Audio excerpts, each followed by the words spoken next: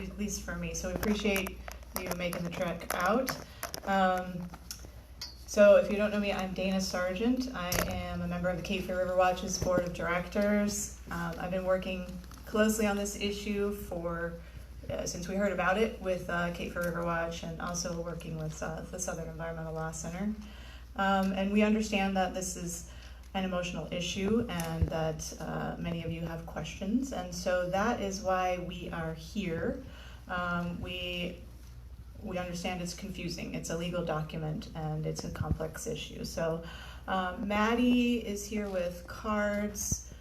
If you have questions, just kind of give a hand up. She'll come on the Cape Fear River Watch Facebook live stream. You can go ahead and post your question, and we'll hopefully get it answered here. If not, we'll post it online as soon as we can.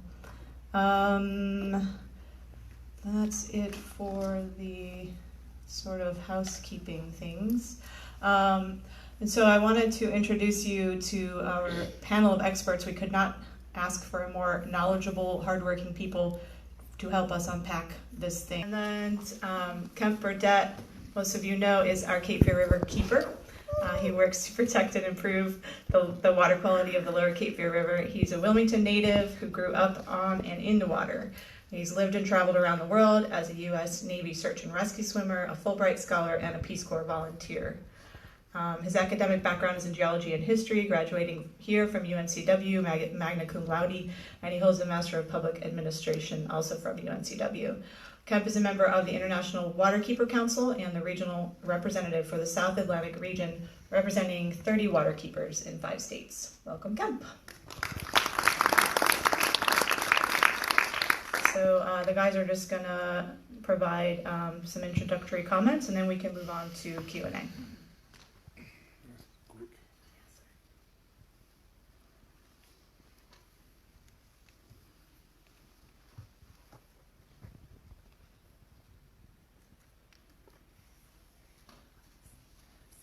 Okay. Hey everybody. Can everybody hear this up there? Okay. Well, thanks for the introduction, Dana, and thanks for everybody for coming. This is certainly an issue that's important for our community, and I want to say it's also personally important for me, right? I drink the water here, my kids drink the water here, my parents drink the water here. This is most definitely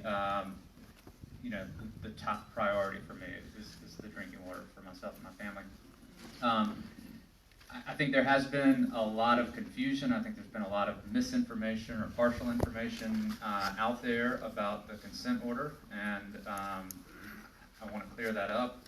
I think this consent order is a really great thing for our region and a really great first step. I don't think it's the be-all, end-all, but I think it's a really important first step, and it's going to do a lot to clean up the Cape Fear River, clean up our drinking water, and hold this company accountable. So I'm looking forward to talking and hearing your questions, and I appreciate you coming. So I'm going to stand because as a lawyer it makes me feel more comfortable. When we've been working on this issue, there are really 3 things that have driven me. One is this diagram, and it sits in my office on a big 3-foot by 2-foot board. And so I look at it every day and look at all the different ways that Chemours and DuPont have been polluting the Cape Fear River. And that's one of the things that really drove how we approached this consent order. The second is that for 8 of my first 10 years at SELC, I was working with Kemp to battle Titan, and so Wilmington has really become my second home in North Carolina. And so every time I hit 40 and head south, or east I guess is technically what that part of 40 is, it almost feels like coming home because I made so many trips here during those 8 years. And the third thing that really drove me is my kids, because I can't, I have a 3-year-old and a 6-year-old, and although we don't live here and we're drinking the water, I know what it's like to want to protect them and keep them safe. And so I want to save most of this time to answer any questions you all have, but I want to give just a quick overview of what the consent order does. And so, like I said, this is the diagram that really I've looked at every day for the last 9 months, and it really, I think, illustrates what this order does, because what we try to do and what the order does do is turns off the spigot. It stops the source of the pollution. And as you can see, there are lots of sources coming from this facility. And that's why when the company shut down its processed water discharge last fall, it didn't stop all the pollution, because they were also putting it in the air. Some of it was running off the site down into their pipe, and they'd also contaminated the groundwater, so the groundwater was running off. And what this order does is attacks all of those sources of pollution. So this is what the order does. It checks off each of those boxes. For the air deposition, it increases, it requires the company to, by the end of this year, reduces air pollution by 92%. By the end of next year, they'll have to reduce their air pollution by 99%. And they have to install technology that will reduce all perfluorinated or polyfluorinated compounds by 99.99% from what goes in to what comes out. So that will take care of the air deposition, the rainfall, the pollution that goes into the air and settles on the ground and runs off.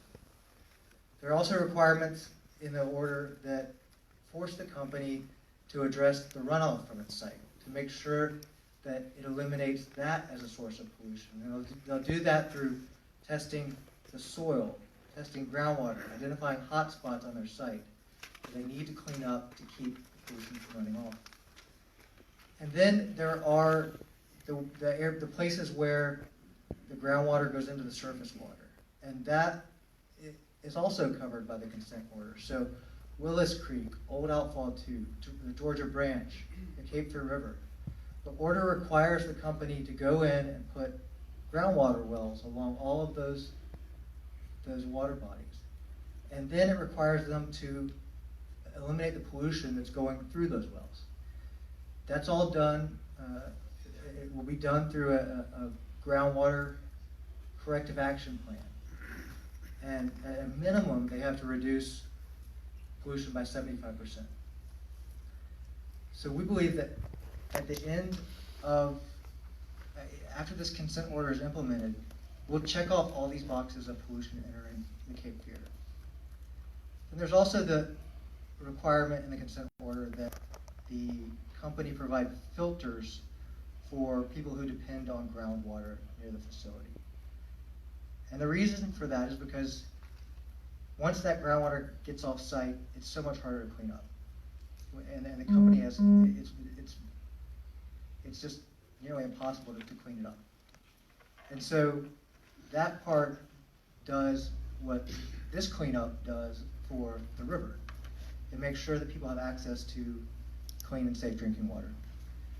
And I think the important part, one of the things that I hope you all take away from tonight is that we believe that this is an essential part of solving the problem. Cutting off pollution, keeping it on site. This is not the entire solution to the problem. And there are other lawsuits that are going on that will solve the other parts of this problem. And those won't be affected by this. They will continue on. We believe that together, all of these different lawsuits will solve this problem. And with that, I will open it up. I'll stop talking because the real reason we're here is because we want to hear from you and answer questions you have.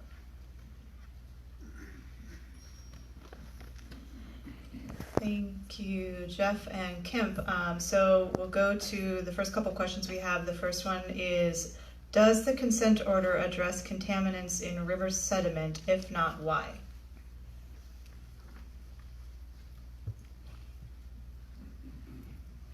The consent order will prevent future contamination of river sediment. The river sediment it's not fully understood yet, so the order doesn't directly address it. The challenge that we faced here was how to do as much as we can as fast as we can, and so that's not addressed in this consent order. An important thing to remember is, I know that many people are familiar with the West Virginia facility that Chemours and DuPont had. There were, I think, 12 or 13 consent orders or settlement agreements with that facility dealing with different parts of the problem. So this order doesn't directly address it. It also doesn't foreclose future remediation. Yeah, maybe I'll add a little bit to that. Contaminated sediment is a difficult thing, right? Do you try to remove all the sediment from the bottom of the Cape Fear River for the almost 100 miles downstream? Do you try to cover it? The Cape Fear Public Utility Authority has indicated that they have concerns about the sediment, and they have a lawsuit to address that by recouping the damages from the increased technology, the increased filter that they're going to put on their site there. So, like Geoff was saying, we could spend 2 decades trying to figure out the exact specifics of sediment, or we could stop the pollution that's leaving that site and entering our drinking water now quickly, and that's the route we took. Okay, thanks. Next question is, how are Chemours emissions currently monitored, including air, river, and groundwater? Who does it? How often? When and where is it reported?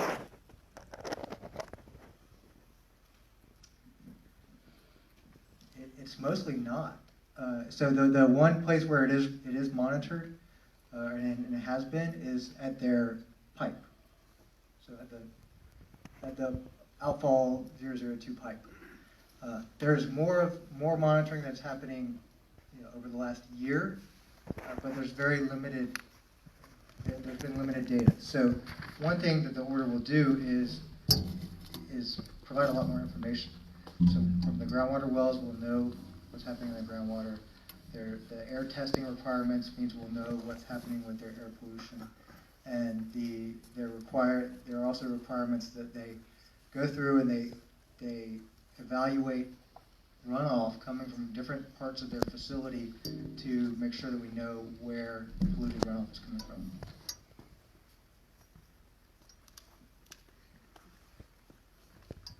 Okay. There's this one first. So Ted Leopold from the Cohen-Milstein class action lawsuit asked for the comment period to be extended. Why? Ted wrote a letter to the judge asking for the comment period to be extended so that they could ask more questions. He wanted more information, is my understanding. Okay, and I'm having a kind of a hard time understanding this one. I'm going to try my best. It says RE, page 17, item 16, CF 16D, if you know it by heart, Geoff. This appears to say the goal is to reduce PFAS levels in wells. The measure of success for the LTWs should be the PFAS level in the Cape Fear River. The shoreline along the area of LTWS, I'm not certain I know what that means. Long-term wells. Thank you. Appears to be the major source of PFAS to the river. Stop the flow in this zone and you have fixed the CFPA's problem, more or less. Sorry, it took me too long to get that out. To my right, it's not her. And so the issue is, the LTW wells are the ones that currently exist along the Cape Fear River. And that's where there has been some sampling, and there are very high levels. Right. And And so that's one of the ways that we think this is a huge step in the right direction, is that not only do they have to clean up those wells, they have to install other wells along surface, along Willis Creek, along Georgia Branch, along their old outfall, that will give us that same information about water going into those surface waters, and will require cleanup of those as well. And one of the things that we have discovered is that this old outfall too is also an important source of pollution because of the groundwater that's going into it. So with the wells that will be installed under the order, we will know more, and the company will be required to control pollution not only along the LTW wells, but along the other surface water bodies as well. Could I be allowed to speak a little bit here? Because first of all, I commend the editorial you guys put out today. All those things are on my mind. You just wrote it a hell of a lot more succinctly and politely than I ever would have done it. But are you familiar with the Chemours funded report that upsets the Cape Fear Public Utility Authority? That they've hired an engineering company that did, I thought, a very thorough job of surveying where the chemicals are, what they are, and so over time. And so what I'm going to say is based on that. There are two exhibits in that report, I think it's number 9 and number 10, that make the perfect case that if you want to know where the stuff from Chemours gets into the river, it's along that stretch of riverbank that the 5 long-term wells are associated with. Their graphs show that there's 0 Gen X in the river. It goes past those 5 wells over a distance of about 0.6 miles, it appears to me, and the stuff is in there after that. It isn't Willis Creek that's putting it in, it's not outfall number 2, it's not historic outfall channel, it's not Georgia Branch Creek. It's the simple act of that river passing through that 0.6 mile stretch that puts a bunch of crap in the water. And it's because those long-term wells are measuring thousands of parts per trillion of Gen X. And I just looked at Gen X specifically because it was easier to sort those numbers out. But I'm sure that all the other stuff that comes along with the Gen X, the Naphthalene byproduct 2, etc., are right along with it. So I looked at that and I say, okay, that's great. They're going to give them a year or 2 to come up with their plan. It's going to go to court and be approved. And I'm sitting there thinking, first priority, urgent matter, what are you going to do to stop the crap flowing from the region of those 5 wells into the river? Because that's the problem, the big part of the problem. And so the order, it goes right at that. I mean, we pushed hard to get the best commitment we could, No. and we. I think it's great. I'm not criticizing what you've got, but when I read it, it says. Let's let Geoff finish his response. I'm sorry. I was just saying, so that will all exactly how it's done. We still have to work out. And I'll just add a little bit more about other measures on groundwater. So, there is the groundwater remediation at those wells and the additional wells that are required, the additional testing that's required. And then there's also the additional cleanup of the site itself. So there's an understanding that groundwater is being contaminated by the site. So they're doing things like lining settling ponds, lining that Napion ditch, working on that outfall number 2. So they're stopping contaminants from leaving the air with a thermal oxidizer and settling down on the landscape and making their way down into groundwater that way. They're handling contamination on site from getting into groundwater, and they're stopping that groundwater at the border from leaving the site and entering surface water, our drinking water supply, that way too. So there's a number of steps being taken to manage groundwater contamination. Okay, so they're going to be pumping water out of these. It's not just a test well to find out what's down there.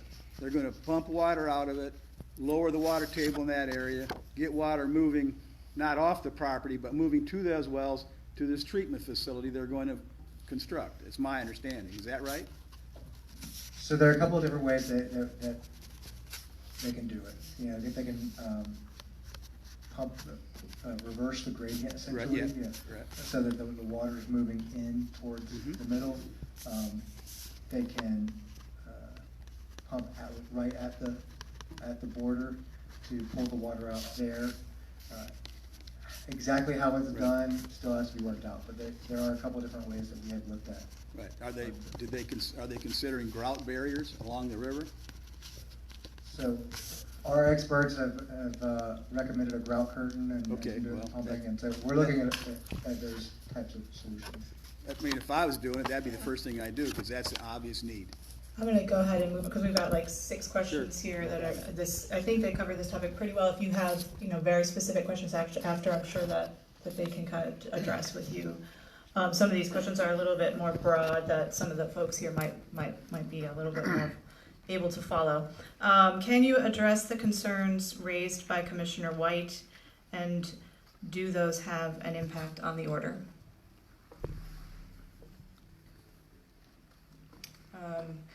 Do you want me to look through Commissioner White's concerns first, and then? There were several of them, and so I'm trying to think of it. Okay, we'll pull them up. We can pull them up and go to another question and come back to it. Well, I can address one that I can remember right now, and that was he seemed to have a concern that somehow Cape Fear River Watch was being granted some kind of extra oversight or extra authority that the state didn't have, that we were somehow, had oversight that the state didn't have, which is not the case at all. And that is... I think the question was, what was raised today in the media was a conflict of interest as a nonprofit, and would that increase your fundraising ability? And just creating some sort of controversy around the nonprofit being a part or attached to it from the owner. I have the, just so everybody can hear, I have it here. So that aspect of it is that it says, it appears to substitute some compliance oversight to a nonprofit organization who will likely benefit in their fundraising from this, a potential built-in conflict of interest as opposed to DEQ. Well, so the mission of Cape Fear River Watch is to protect and improve the water quality of the Cape Fear River through education, advocacy, and action. So it is in fact our job to protect water quality. So as far as a conflict of interest, I don't see how you could argue that us doing our job would be a conflict of interest. And it does not give us oversight above and beyond what the state has. So that he may have thought it appeared to do that, but it does not do that. So the next one is for Geoff. In the agreement, Chemours does not admit any liability or regulatory violation. This is likely to have an adverse impact on CFPA's legal claims. That's the question. As he continues, I do not know if that's the case. So. So, just to step back on timeline, so CFPA had its case long before Cape Fear River Watch filed its cases, and so whether or not the company admits liability in the Cape Fear River Watch cases doesn't affect CFPA's case. Okay. This question, I believe, has come up from other folks too. This is a continuation of Woody White's comments, though. It benefits Bladen County by providing alternative drinking water for groundwater wells affected, but has no legal protections of our 220,000 people downstream. I think that's a pretty common misperception as well. So groundwater contamination is really difficult to fix. Once contamination has entered the groundwater and once that groundwater has left the site, that's a very difficult thing to fix. That's why we fought so hard on tight cement to keep groundwater contamination at a nearby site from ever getting over there. That's why we fought so hard on coal ash to keep groundwater contamination from coal ash ponds moving into communities that had wells, because once it's there, it's very difficult to clean up. And so there is a need to provide people who are on private wells in areas where their groundwater has already been contaminated with a safe option to drink water.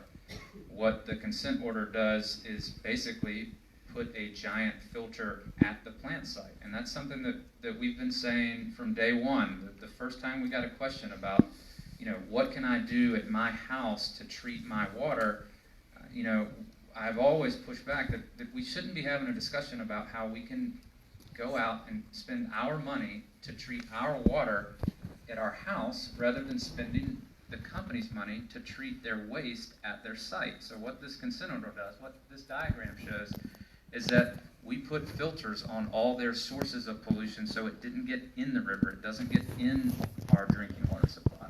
You can't do that with the people who live at the site and whose groundwater is already contaminated. So they needed filters at their homes.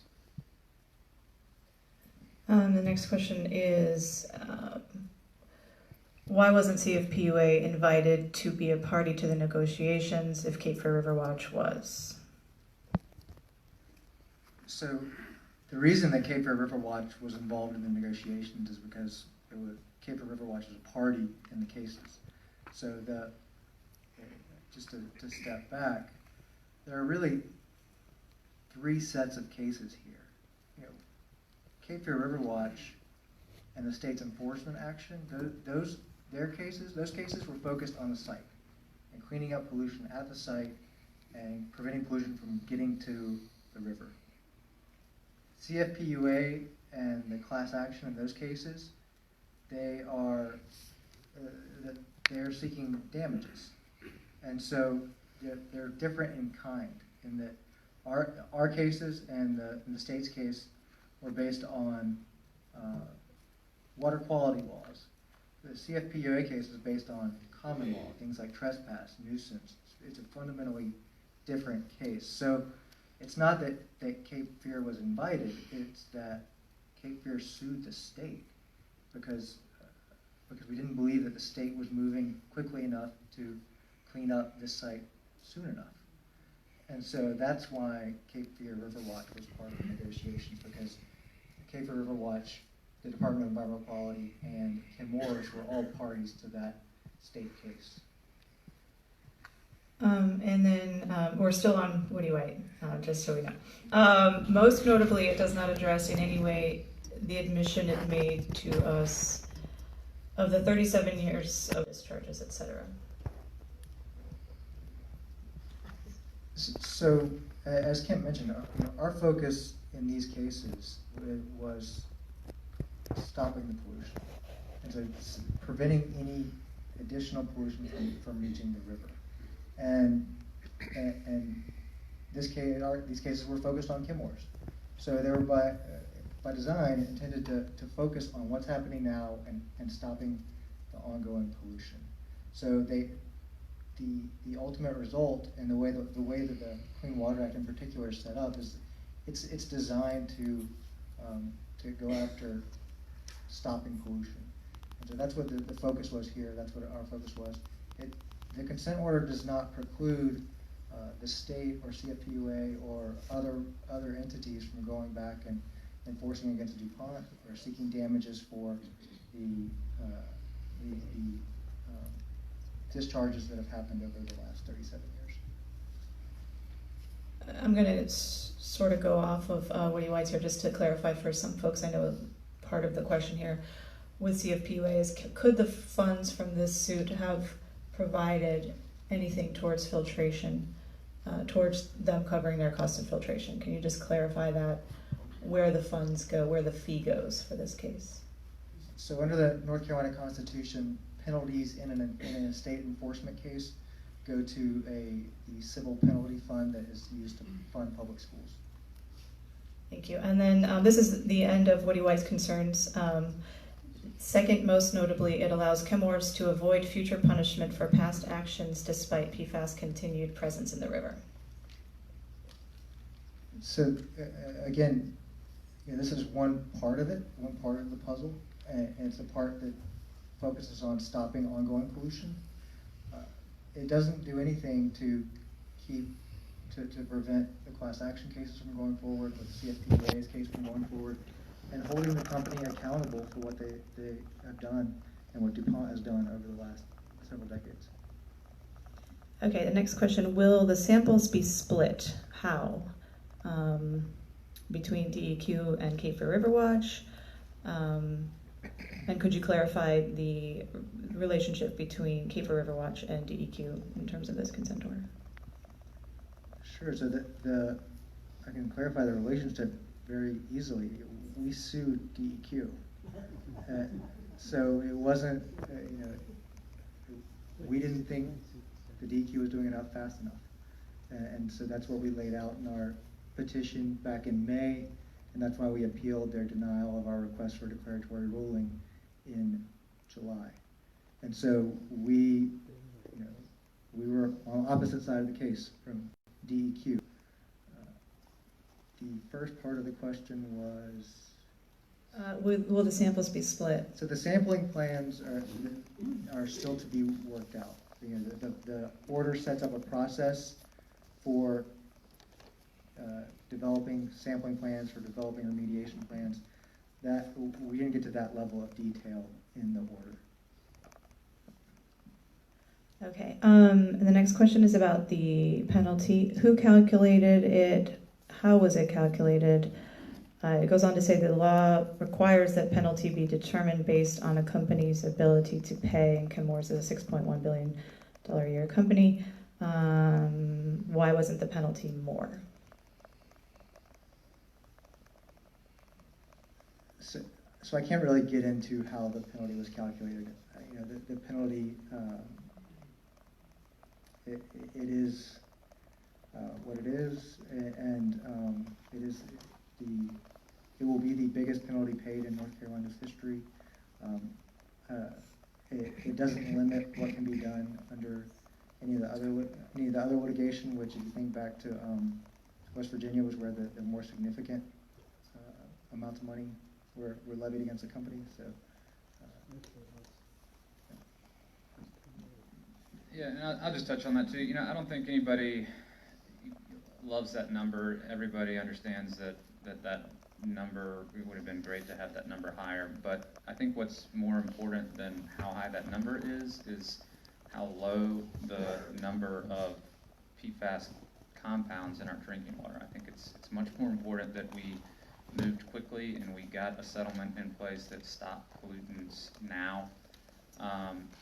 And I think the other thing that's not included in that settlement number is the cost that the company is going to incur to do all this, which, according to their own filings, is likely to be, well over $100 million.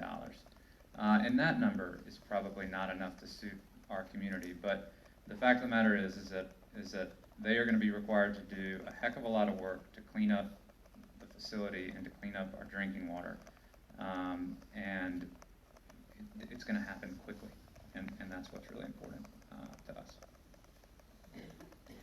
Okay, excuse me. The consent order requires Chemours to do non-targeted analysis of stormwater and wastewater and then provide DEQ with the test methods and lab standards using EPA protocols.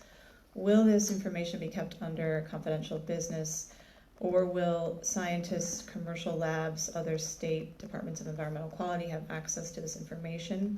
That's the first. There's two questions there. Is it under CBI? Do other DEQs have access to it? And then does NC law allow third parties to access these standards and methods? So that won't be CBI. It won't be protected as confidential business information, and it will be DEQ. It'll be in DEQ's possession. It will be public information. There's another part of that. Reducing PFAS contamination by methods that are economically and technologically feasible. I'm putting that up there because those are the words in the consent order of concern, I think, from this comment. Those words sound like an opening to further litigation and years of court proceedings where Chemours can argue the burden of PFAS contamination control is too great. Did the language need to exist? Can it be removed? Why or why not? So that language comes from the state rules that govern corrective action plans, and I don't like it either. I think the important thing is that it's not a determination that Chemours makes, it's a determination that DEQ makes. And so it's not that the company just gets to say, this is too expensive, or technological feasibility really isn't as much of an issue because we know that remediation is possible. Okay, these are similar. Given the false denials by Chemours regarding continued emissions, why can we not force them to shut operations? Yes, why are they continuing to operate? So the state has the authority to force them to stop operations in certain circumstances. I think the important thing here is that so much of what's getting in the river is because of contamination that already exists. And so I think the last thing we want them to do is close up shop and leave and have and not clean it up. So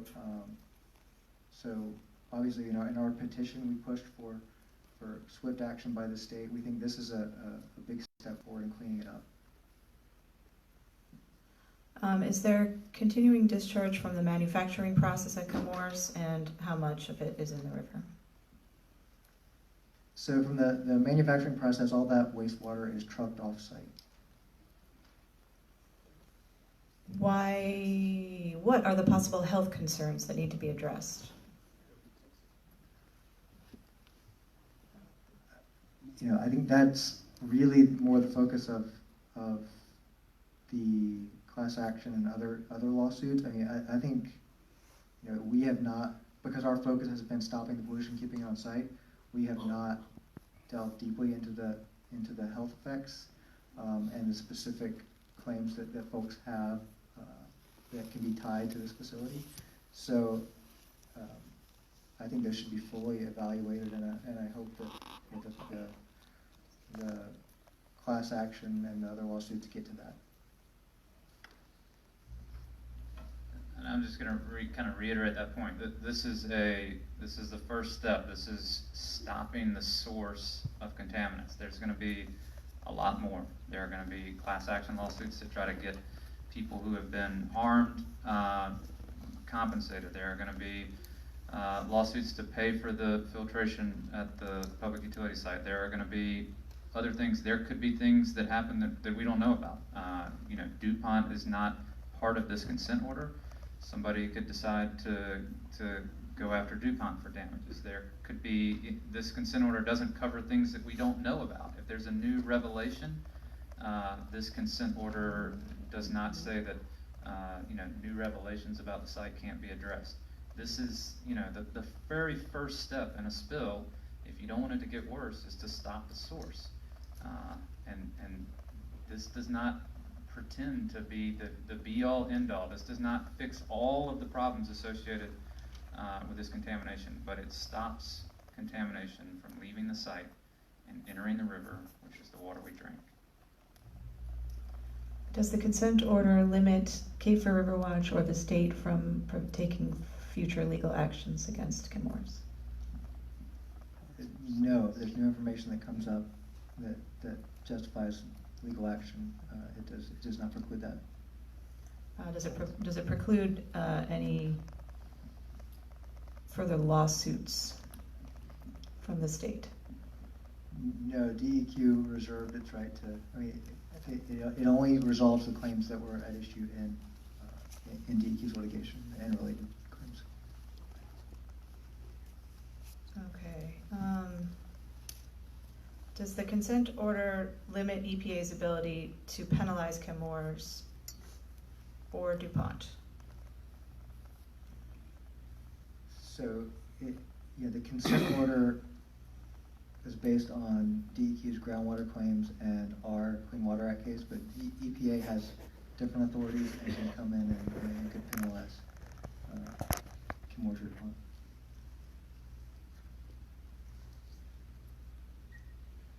Pond. Are there adequate methods to monitor all of the various aspects of contamination, like air monitoring? Yes, so the order requires them to monitor their air emissions, and they're required to prove that they are meeting the reduction targets that are outlined in the order.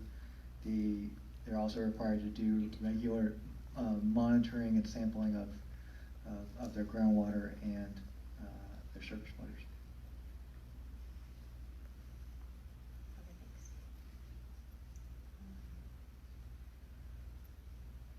Okay, why not do random testing of sediment in hot water tanks in the downstream area where water is from Cape Fear River public water supply? I think it's asking to do random hot water tank sampling in the downstream area. There's kind of cross-offs on here, so if the person that wrote that wants to clarify, feel free. Well, it's not uncommon to do a survey, a random sampling of sediment to determine accumulation levels. Oh, sediment. And sediment builds up in hot water tanks Okay. in everybody's home that's supplied by a public water supply system. And it would be very interesting to get some kind of a initial survey to see if the long-term sediment is, you know, number X or number Y or number whatever.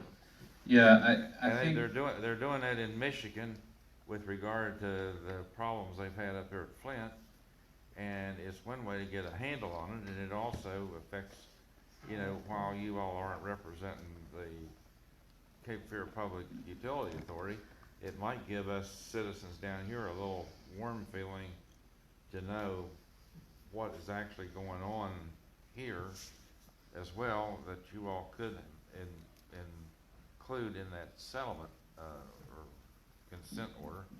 yeah. Is all my only point. And I know it's not uncommon to test for sediment. That's the first thing EPA looks for is sediment and tanks and whatever. And they start from there a lot of times. I think, I don't know a ton about the class action lawsuits, but I believe that the class action lawsuits are, at least some of the claims in those class action lawsuits are that hot water tank sediment is contaminated. So I think that is something that's being done, and again, there's a lot of stuff to do beyond stopping contamination, and it's a great point. I understand that, but the point of it is there's no reason why you all could not seek some kind of a determination, just so people will know how bad it is downstream, because the people downstream are virtually abandoned as far as what you all have done. And that's fine. I understand the difference between a civil litigation and what you all did, but it would be very interesting, and it could be obtained in the consent order, to get some idea of just how bad the situation long-term is here in this area. Yeah, well, I'm gonna push back a little bit on your assertion that the people downstream are abandoned. You know, what this diagram shows is that the source of pollution for downstream communities is being turned off. That contamination is no longer going to leave that site and make its way downstream. So, you know, I think that determining, you know, hot water heater sediment could be a step, but I do very strongly feel that what we're doing is stopping the source of pollution upstream, and you know, I think we'll. Well, I hear your comment on. There are long-term consequences, regardless of whether you're part of a class action lawsuit or not.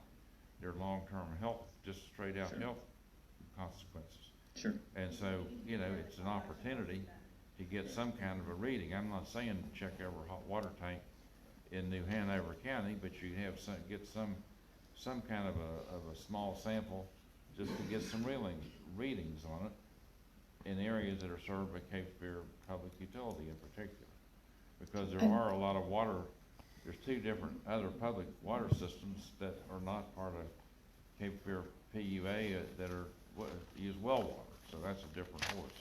So it would just be an interesting number to find. And I'm going to take this opportunity to remind everybody about the comment period on the consent order. I believe we have a slide that we can put up with the information there. I think it's one more. So if you don't have this information, it is on the website, capefearriverwatch.org. If you click Clean Water Matters, you'll get to that. You'll also get to a link to the consent order that we have SELC and Cape Fear Riverwatch have annotated. So each section of the consent order is sort of summarized without the legalese. And there's also a copy of a short Q&A that's also available out on the table, and the op-ed that one of the members in the audience brought up earlier that was published in the Star News today. So let's move on to the next question. There are 20 PFAS found in our water and 4 new high-chain PFAS found in Wilmington residents' blood. Why is the consent order only focusing on 5 and the most obscure? I believe they're talking about the health study part. So, I'll be the first to admit that, we don't have all the answers. So, I think that's a very good comment to make during the comment period. Point out to DEQ where there could be improvements. I can say that the chemicals that were, the 5 that are listed are not obscure. They're ones that were showing up. Somebody earlier mentioned the report that Chemours put together that showed what was happening as the river passes its site. Those chemicals, if you look at in the back of that report, those chemicals are showing up, have shown up in CFPA samples. So they're not unrelated to downstream drinking water. I don't think they're obscure, but I think there are, if you have comments or you have reasons to suggest other chemicals should be included, I think that's something that you should comment.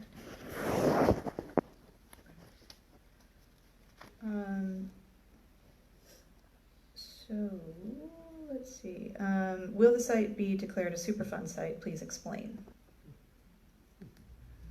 Superfund, and I will confess that I'm not an expert in Superfund. So Superfund, for folks who don't know, is when a site is listed under the under CERCLA, which I would I forget exactly the different parts of the acronym, but it's where a site is determined to be contaminated and has to be gets put on a national priorities list and has to be cleaned up. We hope and we expect that this will substitute for this being a Superfund site. That this consent order will do the cleanup that Superfund is designed to do.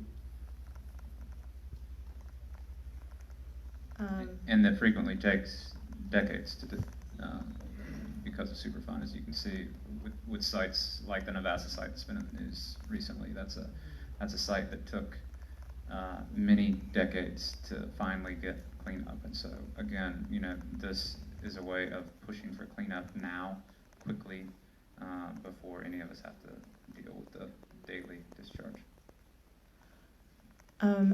This one I'm going to, I think, summarize. I think the question is about the NPDES permit.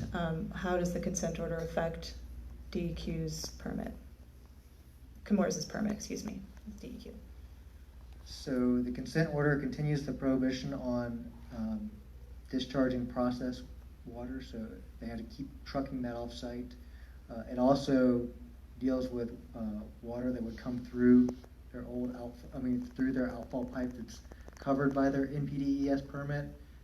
It addresses the stormwater runoff and the cooling water that goes through that side, through the pipe, and so until and unless DEQ issues a new permit, that's what this order will control the pollution coming out of that pipe.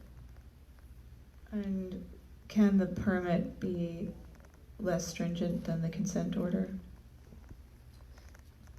So in general, the conditions in the order have to be met, or a permit cannot be less stringent than what's in the order. The processed wastewater it's a complete prohibition in the order, so that is one area where DEQ can look at it, and we'll have to evaluate whether or not they can authorize any discharge. What happens to the water from lined ponds? So the lined ponds, this is getting a little. So the problem with the lined ponds, this is where they bring in water from the Cape Fear, they let it settle out, and then they use it as pooling water, as non-processed water. And so the problem with the ponds is that the water that doesn't have Gen X or other PFAS in it was leaking down and pushing their contamination out. And so by lining the ponds, it takes that pressure away. And so the pond, that water should not have any PFAS in it. It will be monitored to make sure that that's true. And then it's part of that stormwater provision to make sure that that water that we're sure that water is not contributing contamination into the Cape Fear. Okay. What about contaminants identified in the future? What about the unknowns? So the order is designed to deal with the unknowns, and that it requires the company to continually test for both air and water-based PFAS chemicals, and the conditions that are put in place. There are a few that are limited to Gen X, but most include all PFAS. So it's not limited to Gen X. It's not limited to the specific chemicals that are listed in parts of the order. So for the air emissions, it's all PFAS. For the water pollution, it's all PFAS. So that will capture newly discovered PFAS if new chemicals are uncovered through the sampling programs. And the order will requires the company to go forward and develop analytical testing methods, so DEQ and then scientists will be able to detect and analyze those chemicals. And what happens to Chemours if a chemical is found in the water that has been determined to come from their site and they did not report it? It's an unknown and it's found.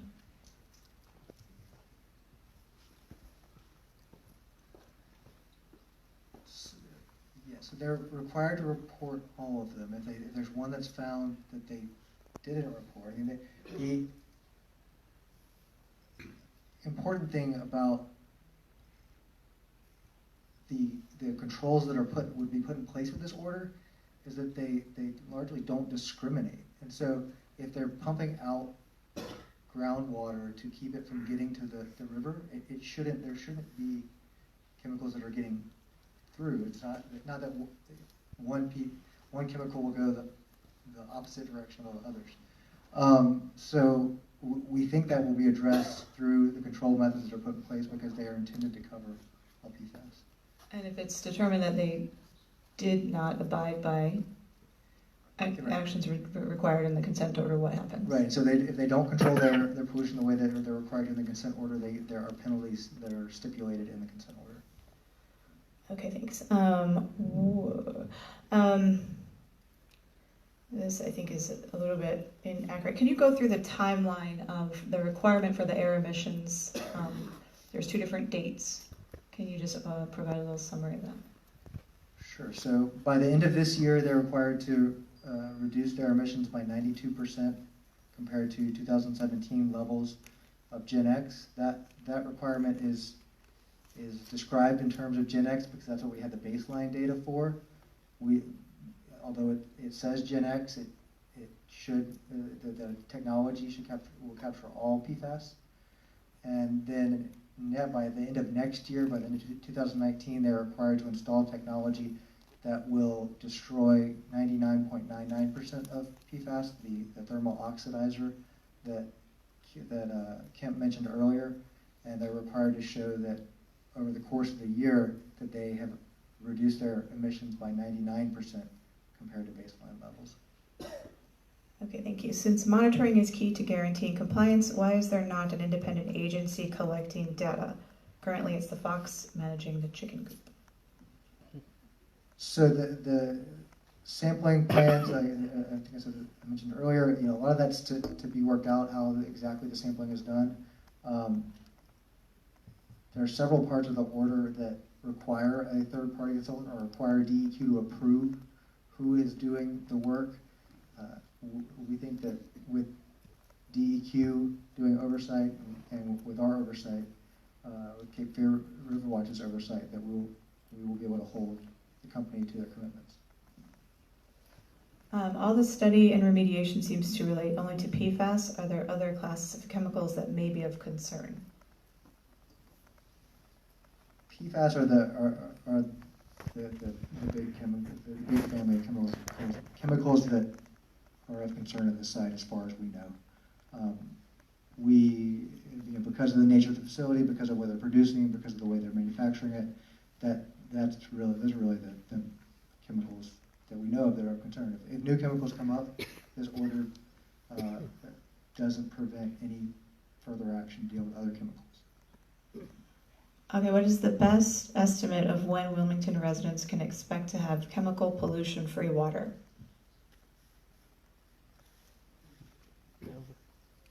So I think there will be a big drop when this pollution control technology comes on at the end of this year, when the air pollution is reduced by 92%. We'll see a drop then.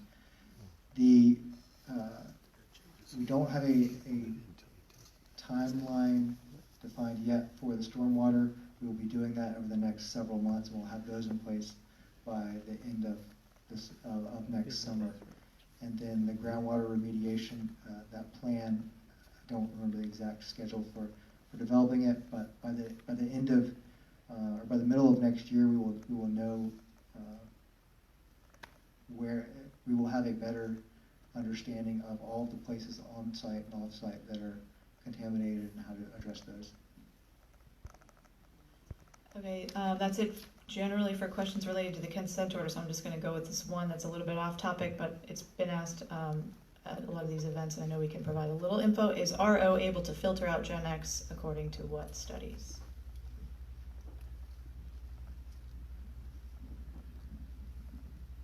So if you've been going to any of the community meetings that we've had over the last 18 months or so, you've probably heard Dr. Detlef Kanapi talk about the study he did on a number of reverse osmosis systems found in our area. So he was actually testing tap water coming from RO systems, and he found that RO systems did remove Gen X and a number of other perfluorinated compounds. And that is the study, that is the information that I could, that I've seen presented. But I know there are other studies out there that look at how well reverse osmosis removes PFAS compounds. Okay, I wanted to give you both an opportunity to provide any comments that you feel might have been missed, something that you feel like you want to share, because we're done with questions, unless anybody has more questions. One more question? Regarding these comments, let's say I put one in, what becomes of it? Who looks at it? Who reacts to it? How does that work? So DEQ, I don't know exactly what their plan is and how they will respond to it, but they're the ones that are collecting comments. They will review it, and then it will be up to DEQ to decide whether to submit the order to the judge as it is or whether to make any changes. So the judge wouldn't look at it. In DEQ's judgment, they would think it has merit or doesn't, and could then add it to this language you got. I can help with that. And they would agree to it. So that's right. So Chemours has signed the document. We have signed the document. Kemp and I have both signed it. Chemours and Chemours Council have signed it.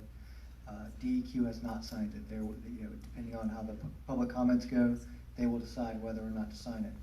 If there are changes, then yes, All parties would agree. Chemours and Cape Fear River Watch would have to agree to those changes. Sir?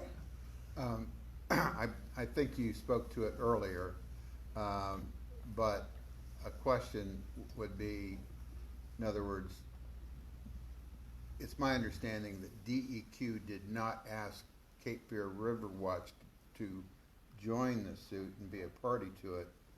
Cape Fear River Watch filed the suit to intervene, and did any of that intervention on your part was based on a desire to be on the inside to keep a better eye on what DEQ was doing with Chemours?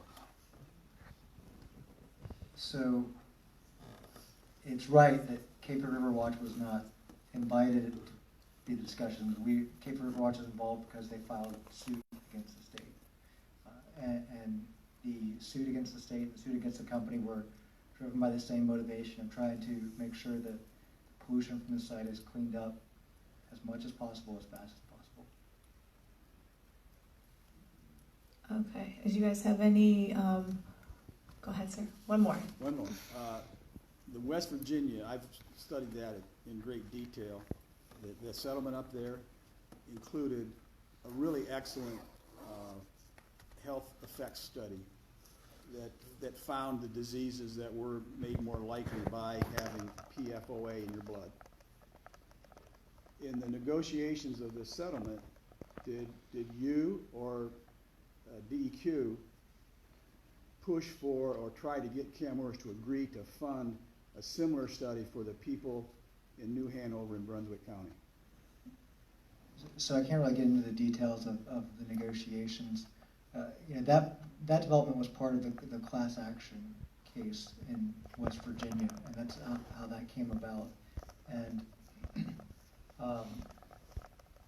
so I know those are the kinds of things that Ted Leopold was mentioned earlier. I know those are the kinds of things that he is looking at, and is in his letter to the judge. Those are the kinds of things that he mentioned. I think the important thing about this consent order is that it doesn't do anything to interfere with any of that. That will all move forward. And it does include a certain amount of laboratory, kill some mice and rats to learn about this stuff too. So it does address that issue somewhat. That's right. We'll provide more information. It does require some health studies. Yes. Can I just comment on that 1 second? Sure. At the meeting a couple of nights ago down at the community college, I asked the lawyer in the class action suit, it's the only class action suit I know that's going on, about medical monitoring, because that was a key part of the West Virginia settlement. And it turns out that their North Carolina law does not allow medical monitoring. So there's no reason to put in the health studies if medical monitoring is not allowed by state law. And nobody seems to really care or be aware that the state of North Carolina does not allow medical monitoring. And that's not uncommon. Most of the southern states do not allow medical monitoring, as it turns out, because I did some further check on it. But it's it's not their issue. They're doing what they had to do here in this situation with your lawsuit.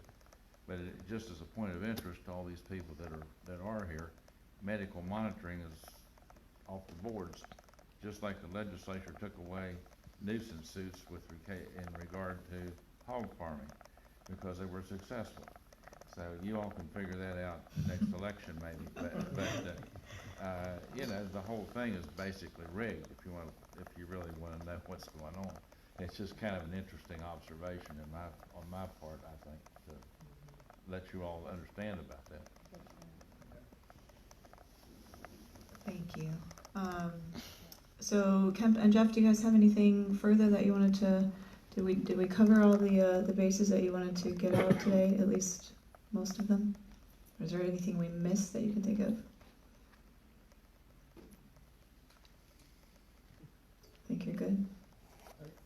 mean, I think I would just end with one of the points that we hit early on, and that is that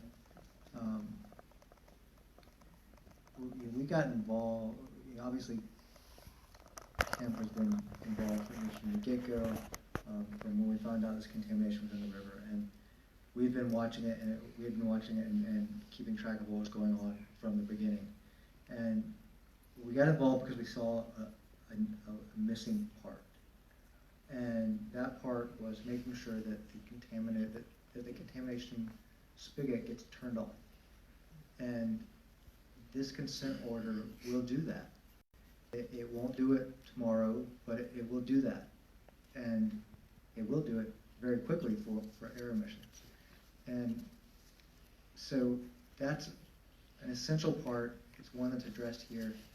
The other parts will move forward, and they will address the other aspects of this. I mean, this was, as you all know, a crisis, and so this is just one part of addressing that crisis and holding the company responsible. We think it's a critical step forward, and we think it will go a long way to cleaning up the Cape Fear River. Yeah, and I'll kind of wrap up. Just I do this a lot, to say the same thing over and over again. But you know, our real goal here, Cape Fear River Watch's mission is protecting and improving the Cape Fear River. So our goal with this consent order was to stop the pollution. It's not the be-all, end-all. There is more to come, and we were careful to make sure that what we did here didn't limit anything else that needs to happen moving forward. But I think what is important is to think about, you know, we're pushing for a quick stop to the source. And I think that's really important, and I think that's really valuable to this community, and I think that it will be, you know, a real blow to this community if we don't do what this consent order sets out to do. If there is, you know, an effort to kind of undo this and let this play out for the next decade or so, then I think that we will all suffer for that. I think we'll have to deal with ongoing contamination from this site, and so I think this is important. I think it's a big win for our community. I certainly don't think it's the last step, and I encourage you, if you've got specific thoughts on the consent order, there's the information. You should let your voice be heard. Thank you. I do have a couple closing comments just to, first of all, thank everybody again for coming, and thank you for your engagement and your action on this issue. That's what kind of leads to these kinds of steps, is the fact that the community is so concerned. If you weren't, Chemours wouldn't be scared, these things wouldn't happen. Number two, I wanted to recognize several Cape Fear River Watch board members are here. I wanted to thank you all for all of your hard work, and remind everyone that the Cape Fear River Watch table out there has the Q&A, an op-ed. It's got a link to the website with the annotated consent order and really cool bumper stickers. Please take them and stick them on your car. They're not on the table anymore. I got them. Oh, great. Get a bumper sticker for Maddie. Thank you.